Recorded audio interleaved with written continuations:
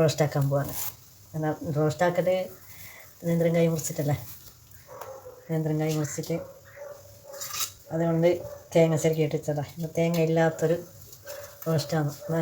ഇതിൽ വെച്ചിട്ട് അരിഞ്ഞെടുക്കാം.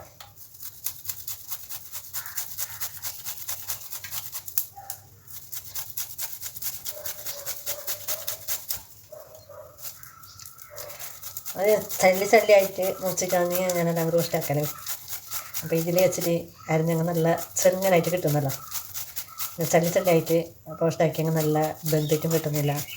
അപ്പോൾ ചയക്കാനുള്ള കിട്ടുന്നതല്ല, കുറേ സമയം വേവിക്കണം. ഇങ്ങനെ ആക്കിയെങ്കിൽ അത്ര സമയമൊന്നും വേണ്ട, നല്ല വെന്ത് കിട്ടിയാൽ നല്ലതായി. അത് ടേസ്റ്റും ഉണ്ടാകുന്നു. ഇങ്ങനെ അരിഞ്ഞെടുത്തിട്ട് ഈ രൂപത്തിലായി അരിഞ്ഞെടുത്തിട്ടാകുമ്പോൾ. അപ്പോൾ ഇനി ഞാൻ അങ്ങനെ ഒന്ന് ചെയ്ത് നോക്കാം. ഞാൻ ചെയ്തപ്പോൾ എൻ്റെ വീഡിയോ എടുക്കാൻ പറ്റിയില്ല. അപ്പോൾ ഇവിടെ അങ്ങനെ ഇഷ്ടമല്ല, വീഡിയോ നല്ല ക്ലിയർ കിട്ടുന്നില്ല ടെക്സ്റ്റിൽ. അങ്ങനെ എനിക്ക് മൂടില്ലാത്തതാണ് വീഡിയോ ചെയ്യാൻ. ഈ റോസ്റ്റിന് എല്ലാ ആൾക്കാരും അണ്ടിപ്പരിപ്പ്, മുന്തിരി ഇങ്ങനെയുള്ള ഇടലുണ്ട്. അപ്പോൾ ഞാൻ അതൊന്നും ഇടുന്നില്ല. അത് ജസ്റ്റ് തേങ്ങ ഇടാത്ത പോലാക്കിയിട്ട് റോസ്റ്റാക്കാൻ. തേങ്ങ ഇട്ടിട്ട് ഇങ്ങനെ റോസ്റ്റാക്കലുണ്ടായിരുന്നു. ഇപ്പോൾ തേങ്ങ വേണ്ടാന്ന് വിചാരിച്ചിട്ട് തേങ്ങ ഇടാതെ 2 ദിവസം മുന്നേ തേങ്ങ ഇടാതെ റോസ്റ്റാക്കിയിട്ടുണ്ടായി. നല്ല ടേസ്റ്റ് ഉണ്ടായിരുന്നു തേങ്ങ ഇടാതെ റോസ്റ്റാക്കിയിട്ട്. അങ്ങനെ ഞാൻ തേങ്ങ ഇടാതെ റോസ്റ്റാക്കാമെന്ന് വിചാരിച്ചു.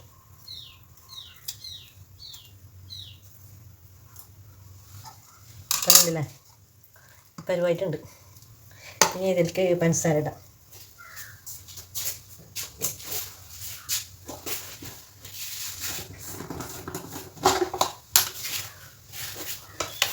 അപ്പോൾ പഞ്ചസാര ഇടണം. നന്നായിട്ട് മിക്സാക്കി വെക്കണം പഞ്ചസാര ഇട്ട്.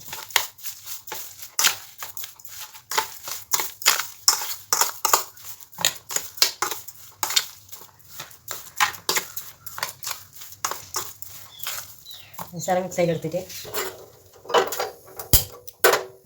ചട്ടിയിൽ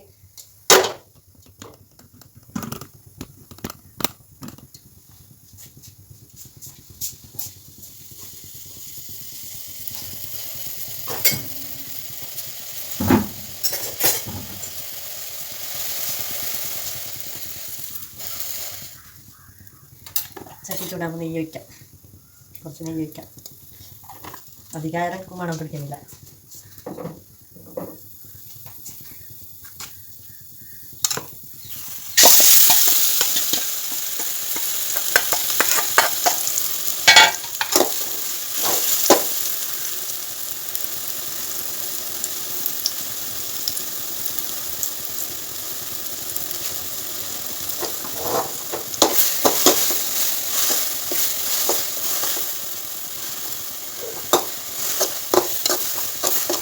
കൈ കൊണ്ടിട്ടത് തിന്നാൻ പറ്റുന്നില്ല.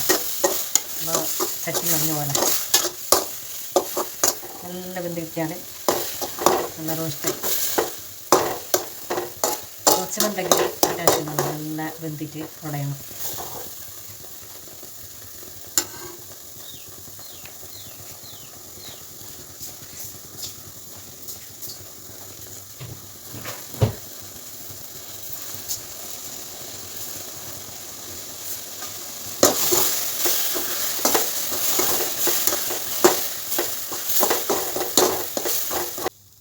അപ്പോൾ കായ് റോസ്റ്റ് റെഡി ആയിട്ടുണ്ട്. വെന്തിട്ട് ഒരു സൈഡ് കുറച്ചത്തി കൂടിപ്പോയി, അതുകൊണ്ട് പക്ഷേ കായ് വെന്തിട്ട്